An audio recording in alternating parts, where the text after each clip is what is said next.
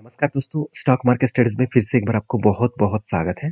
तो आज मैं फिर से आपके सामने कुछ इंपॉर्टेंट कंपनी का अपडेट शेयर करने वाला हूं। तो इस वीडियो को लास्ट तक जरूर देखना, क्योंकि कुछ कंपनीज के ऊपर ऐसे कुछ गुड न्यूज़ आया है जिसके चलते कंपनी में एक शानदार बाउंस बैक होने का चांसेस है। तो चलो वीडियो को शुरू करते हैं। उससे पहले रिक्वेस्ट करूंगा, चैनल को अभी तक सब्सक्राइब नहीं किया तो जरूर कर लीजिएगा, और वीडियो अच्छा लगे तो प्लीज़ एक लाइक भी जरूर कर देना। तो सबसे पहले मैं बात करूंगा सोना बीएलडब्ल्यू के बारे में। सोना बीएलडब्ल्यू बेसिकली सोना कॉम से नाम जाना जाता है। और सोना कॉम्स कंपनी के बारे में एक चीज मैं आपको बताने वाला हूँ कि कंपनी के ऊपर दो गुड न्यूज है।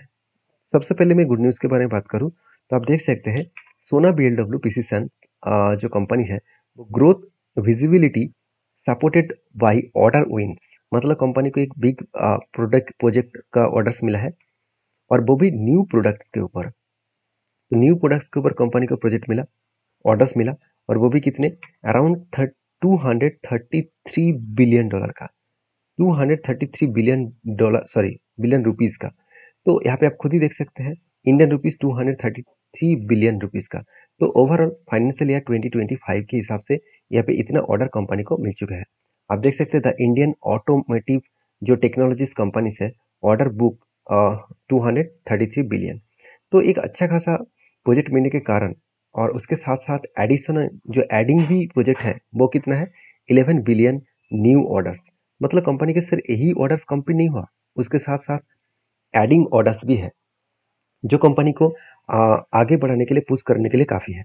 शायद इसीलिए नमूरा ने इस कंपनी के ऊपर एक अच्छा खासा टारगेट रखा। नमूरा एडजस्ट सोना बीएलडब्ल्यू पीसीसंस जो कंपनीज है उसके ऊपर उन्होंने टारगेट रखा 788 फ्रॉम 775। मतलब उनका टारगेट बढ़ चुके हैं। जो पहले उन्होंने टारगेट रखा था 775 का, वो बढ़ाकर 788 कर चुके हैं। तो आप देख सकते हैं कि सही में 788 कहाँ तक है। अगर 788 तक देखो तो ऑलमोस्ट कुछ इस तरीके से लेवल में देखने को मिलेगा, कुछ इस तरीके से लेवल में देखने को मिलेगा। तो देखिए, पहले ही मैं इस कंपनी के ऊपर एक ट्रेड लेके रखा हूँ। पहली बात, ट्रेड कहाँ पे बना, देखिए कंपनी के ऊपर एक शोल्डर कम हेड, उसके बाद शोल्डर बना, और फाइनली देखिए ब्रेकआउट कहाँ पे हुआ। ब्रेकआउट एक्चुअली यहाँ पे नहीं हुआ, ब्रेकआउट इस जगह पे हुआ, और ब्रेकआउट कंफर्मेशन इस जगह पे हुआ। तो जब रिटेस्ट किया तब एंट्री लिया गया, और उसके बाद कंपनी के ऊपर देखिए बहुत दिनों तक एक ही रेंज के ऊपर ट्रेड कर रहा है। और ये जो 703 रुपीज है, ये स्ट्रांगली इस कंपनी की एक रेजिस्टेंस है। इस रेजिस्टेंस को अगर ब्रेक करे तो यहाँ से कंपनी ब्रेक करने के बाद ऊपर जाने का कोशिश करेंगे, और फाइनली इस लेवल तक गए तो एक अच्छा खासा टारगेट होने का चांसेस है। मुझे लगता है जो सिचुएशन बने हैं उस सिचुएशन के बेसिस में कंपनी में आगे बढ़ने का एक बहुत पोटेंशियल है, और इसी पोटेंशियल के बेसिस में कंपनी आगे बढ़ सकते हैं। बाकी आप एक बार चीज़ों को समझिए, चीज़ों को सोचिए कि कंपनी जिस तरीके से यहाँ पे ग्रोथ कर रहा है, जिस तरीके से कंपनी आगे बढ़ रहा है, कंपनी में यहाँ से बाउंस बैक करने का, जर्नी करने का अच्छा ग्रोथ यहाँ पे देखने को मिल सकता है। तो यहाँ तक अगर गए तो कितना टारगेट मिलने का चांसेस है, वो अराउंड 34% के आसपास। तो क्या वो टारगेट इजीली अचीव होगा? बिल्कुल नहीं, उसके लिए थोड़ा सा टाइम लग सकते हैं, और कंपनी का रिजल्ट भी आने वाला है। तो रिजल्ट आने के बाद ही पता चलेगा एक्चुअली कंपनी कौन सा दिशा में जाएगा। क्योंकि पिछले सालों के अगर रिजल्ट देखूँ, सॉरी, रिजल्ट ऑलमोस्ट आ चुके हैं, क्योंकि ये डेटा यहाँ पे नहीं दिखाया। यहाँ पे एक बार मैं देख लेता हूँ। हाँ, रिजल्ट के यहाँ पे डेटा नहीं दिखाया, शायद मुझे लग रहा था रिजल्ट आने में टाइम लगेगा।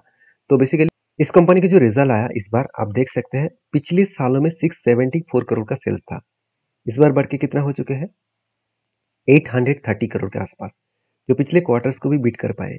मतलब year of year basis and quarter quarter basis दोनों जगह से कंपनी का सेल्स बढ़े। और एक्सपेंस को कंपनी मिटाने के बाद कंपनी का जो नेट प्रॉफिट है वो 100 करोड़ से 155 करोड़ तक देखने को मिले। तो कंपनी में यहाँ पे भी अच्छा खासा जंप देखने को मिले, और बेस्ट तरीके से कंपनी के यहाँ पे जंप देखने को मिला है, चाहे वो ईयर ऑफ ईयर बेसिस पे हो, चाहे वो क्वार्टर क्वार्टर बेसिस पे हो। तो अच्छा खासा यहाँ पे कंपनी का नेट प्रॉफिट का ग्रोथ हुआ। उसी बेसिस में कंपनी के नेट प्रॉफिट के साथ साथ कंपनी के ऊपर जो इन्वेस्टर है वो भी क्या किया, वो भी देख लीजिए। इन्वेस्टर के हिसाब से बात करो, देखिए म्यूचुअल फंड ने कुछ क्वांटिटी को ऐड किया, 14% से होल्डिंग को 23% लेके गए, मगर एफएस ने सारे रिकॉर्ड तोड़ दिया, 8% होल्डिंग को 32% तक लेके गए। मतलब 3 गुना, सॉरी 4 गुना, 4 गुना के आसपास कंपनी के होल्डिंग्स को वो डायरेक्टली एफएस ने बढ़ा दिया। तो इतना जो होल्डिंग्स बढ़े वो कहाँ से बढ़े, देखिए सबसे पहली बात, कंपनी के जो प्रोमोटर है उस प्रोमोटर ने क्या किया, खुद के स्टेक को बेचा। 60% 67% होल्डिंग था, उसको बेचकर 29% कर दिया। अभी एफएस के पास 7 से 8% होल्डिंग था, वो 32% हो चुके हैं, और डीएस के पास 16% था, वो 29% हो चुके हैं। तो मन में क्वेश्चन आएगा कि एक्चुअली जो मतलब प्रोमोटर जो होल्डिंग्स को लेकर कंटिन्यू कर रहा है, प्रोमोटर एक्चुअली जो होल्डिंग्स यहाँ पे प्रोमोटर के पास था वो तो बेचा गया, क्या कंपनी खराब हो गया? बिल्कुल नहीं। अगर वो पूरा का पूरा जो होल्डिंग बेचा जा रहा था, उस होल्डिंग अगर पब्लिक खरीदारी करते तो मैं इस कंपनी के ऊपर एक नेगेटिव सेंटीमेंट जरूर लेता। तो उसका पब्लिक के कोई तो मतलब होल्डिंग्स ही नहीं बढ़ा। पब्लिक पहले जितना था आज भी उतना है, 10 से 9% के आसपास। और बाकी किसने होल्डिंग उठाया? वो सारे माल उठा लिया एफएस और डीएस ने। तो गुड पॉइंट सही है कि कंपनी में यहाँ से जर्नी अच्छा खासा देखने को मिल सकता है, क्योंकि इंस्टीट्यूशन इस कंपनी के ऊपर कंटिन्यू कर रहे हैं, मतलब एक अच्छा खासा बूस्ट यहाँ पे देखने को मिल सकता है। तो आपके क्या ओपिनियन है जरूर मुझे कमेंट्स करके बताना।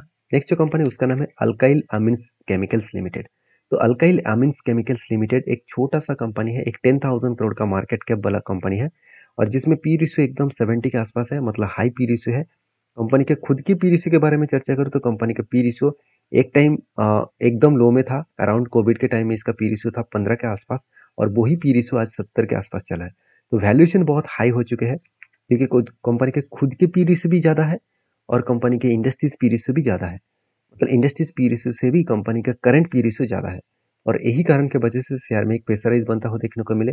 दूसरी बात ये भी है कि प्राइस टू बुक वैल्यू के हिसाब से देखा है तो कंपनी का price to book value 36 rupees के आसपास चल रहा था, आज कितना है? 8 रुपीज़ के आसपास है। और कोविड के टाइम में कितना था? कोविड के टाइम में इसका 8 रुपीज़ के आसपास ही था, मतलब कंपनी वही लेवल में इसका प्राइस को लेके आए, मतलब यहाँ से बाउंस बैक करने का चांसेस बहुत ज़्यादा है। तो बाउंस बैक तो करेगा क्या? सही में कंपनी में दम है? तो देखिए, कंपनी के सेल्स में दम नहीं है, क्योंकि सेल्स लगातार गिरते चले जा रहे हैं, क्योंकि लास्ट 1.5 ईयर्स में केमिकल सेक्टर का जो डिमांड है बहुत बुरी तरीके से खराब हुआ है। तो केमिकल सेक्टर का जो डिमांड कम हुआ, उस डिमांड कम होने के कारण शेयर में एक प्रेशराइज बनता हुआ देखने को मिले हैं।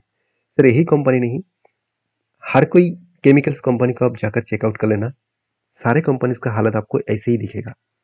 तो मैं यही कहूँगा कि इस अल्काइल अमीन्स के ऊपर आप फोकस रखिए, क्योंकि इंस्टीट्यूशन भी इस कंपनी के ऊपर छोटे मोटे क्वांटिटी के साथ काम कर रहा है, क्योंकि एक स्मॉल कैप टाइप कंपनी है, तो उनमें से बड़े क्वांटिटी के साथ वो काम नहीं करेंगे। अच्छी बात यह है कि एफएस ने खुद क्वांटिटी को बढ़ा दिया है, डीएस ने कुछ क्वांटिटी को सेल अप तो किया। सेल अप मतलब सेल अप नहीं कहूँगा, सेम टू सेम लेवल में है, 1.15% था, अभी 1.08% है, तो इसको सेल नहीं कहा जाता है, सेम टू सेम ही कहना ही ठीक रहेगा। तो बाकी अल्काइल अमीन्स के ऊपर अगर चार्ट को देखा तो लगातार करेक्शन हो रहा है और लगातार वो गिरते चले जा रहे हैं। आपको मैं ये भी बताया था कि इसका फर्स्ट जो सपोर्ट लेवल बनेगा, पहले जो इसका सपोर्ट लेवल बनेगा वो कुछ इस तरीके से है, 1884 के आसपास जिसका स्ट्रांगली सपोर्ट लेवल है। और अभी देखिए 2 बार इस सपोर्ट लेवल को टेस्ट किया, अभी देखिए थर्ड टाइम अगर इस लेवल को टेस्ट करने के बाद अगर ब्रेक डाउन कर दिया तो नेक्स्ट जो इसका सपोर्ट लेवल होगा 1401 के आसपास।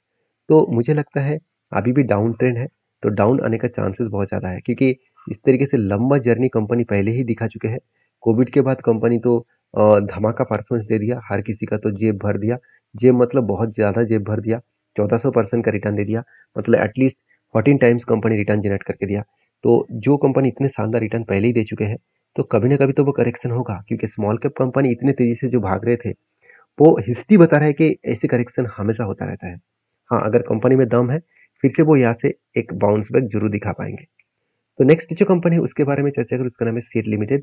फाइनली सीएट के ऊपर मेरा जो ट्रेड था वो अभी तक टारगेट अचीव नहीं हुआ।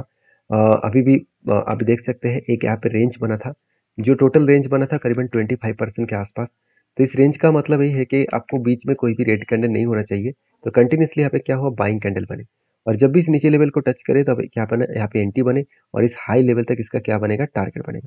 तो मुझे लगता है बेस्ट तरीके से यहाँ पे एंटी और टारगेट पॉइंट आपको देखने को मिलेगा। तो मुझे लगता है जो सिचुएशन बना है उस सिचुएशन के बेसिस में अच्छा खासा यहाँ पे ग्रोथ आने का चांसेस है, अच्छा खासा यहाँ पे जर्नी होने का चांसेस है। तो मुझे लगता है बेस्ट तरीके से यहाँ पे सिचुएशन बना, उस सिचुएशन के बेसिस में कंपनी के ऊपर अच्छा खासा यहाँ पे ग्रोथ होने का भी चांसेस है। तो अभी टाइम ऑफ पीरियड में देखा है तो कंपनी के ऊपर यहाँ पे बाउंस बैक किया था, और बाउंस बैक करने के बाद एक बार रिटेस्ट किया, उसके बाद यहाँ से जर्नी होने के बाद इस लेवल तक आने का चांसेस है, 3000 लेवल तक आने का चांसेस है, जो लेवल में मुझे मुझे लग रहा है कि अच्छा खासा एक जर्नी यहाँ पे हो सकता है। तो बाकी इस कंपनी के ऊपर आपके क्या ओपिनियन है, आपकी क्या राय है, जरूर मुझे कमेंट्स करना, क्योंकि कंपनी के जो सिचुएशन बने उस सिचुएशन के बेसिस में कंपनी में अच्छा खासा एक ग्रोथ आने में थोड़ा सा टाइम लग सकते हैं। तो मैं इंतजार करूंगा टारगेट पाने में। तो बाकी आपकी क्या ओपिनियन है इस कंपनी के ऊपर, जरूर मुझे कमेंट्स करके बता सकते हैं, क्योंकि सीएट कोई बेकार कंपनी नहीं है। कंपनी हमेशा अच्छा खासा परफॉर्मेंस करके ही आगे बढ़ रहा था, और अभी भी अच्छा खासा परफॉर्मेंस इस बार भी किया है। क्योंकि सेल्स का डेटा देखा जाए तो इस बार भी कंपनी का सेल्स पिछले सालों के तुलना से, पिछले क्वार्टर के तुलना से ज़्यादा हुआ। एक्सपेंस मिटाने के बाद प्रॉफिट भी देखा जाए तो पिछले सालों की तुलना से, पिछले क्वार्टर की तुलना से भी ज़्यादा हुआ। मतलब कंपनी का अर्निंग पर शेयर भी 35 से 38 बन चुके हैं। तो हर दिशा से देखा है तो कंपनी गुड पॉइंट्स के बेसिस में कंपनी का प्रॉफिट कर रहा है। और ये सारे पॉइंट्स में आपको जो डेटा आपको शो कर रहा हूँ, आप खुद ही जाकर गूगल में सर्च कर सकते हैं। आप skinner.com साइट में जाकर इस सारे डेटा को चेकआउट कर सकते हैं। देखिए बहुत शानदार वेबसाइट है। इस साइट के माध्यम से मैं सारा डेटा कलेक्ट करता हूँ, और भी बहुत वेबसाइट है जिसके माध्यम से मैं डेटा कलेक्ट करता हूँ। तो आप जाकर इस सारी चीज़ों को चेकआउट कर सकते हैं। और बाकी रही बात एज ए इन्वेस्टर, तो प्रोमोटर से लेकर एफआईडीएस पब्लिक के पास अच्छा खासा होल्डिंग्स इस कंपनी के ऊपर हमेशा आपको दिखेगा। हाँ, लोगों के मन में डाउट होगा कि चलो म्यूचुअल फंड ने, सॉरी एफएस ने माल बेचा 2%, तो वो 2% कौन खरीदारी किए? देखिए कौन खरीदारी किया? डीएस ने। मतलब एक इंस्टीट्यूशन ने बाय किया और एक इंस्टीट्यूशन ने सेल किया। तो यही हालत अगर चलता रहे तो इसका मतलब है कंपनी में बेस्ट परफॉर्मेंस है। अगर वो माल पब्लिक खरीदारी करता तो वो अलग बात होता। तो मैं इस कंपनी के ऊपर बुलिश हूँ। आपकी क्या ओपिनियन है जरूर मुझे कमेंट्स करना। नेक्स्ट जो कंपनी उसका नाम है फ्रैंकलिन इंडस्ट्रीज लिमिटेड। तो फ्रैंकलिन इंडस्ट्रीज लिमिटेड जो 51 करोड़ मतलब एक नैनो कैप टाइप कंपनी है। और इस कंपनी के ऊपर बातचीत इसलिए कर रहा हूँ क्योंकि कंपनी के ऊपर बहुत ज़्यादा वोलेटिलिटी है और रॉकेट की तरह कंपनी भाग रहा था। इसलिए मैनेजमेंट एक डिसीजन ले रहा है। वो है, डिसीजन यही है कि कंपनी 2024 में जनवरी मंथ में कंपनी एक के बदले 10 शेयर स्प्लिट दे चुके हैं। अभी कंपनी फिर से एक के बदले एक शेयर बोनस के हिसाब से आपको सारे चीज मतलब फिर से एक बार बोनस देने वाले हैं 1:1 रेशियो का। तो जो लोग बोनस पाना चाहते हैं तो एक बार डीपली रिसर्च करें, उसके बाद काम करें। तो वीडियो में जानकारी अच्छा मिले तो प्लीज लाइक करें। तो मिलते हैं नेक्स्ट वीडियो में, तब तक के लिए धन्यवाद।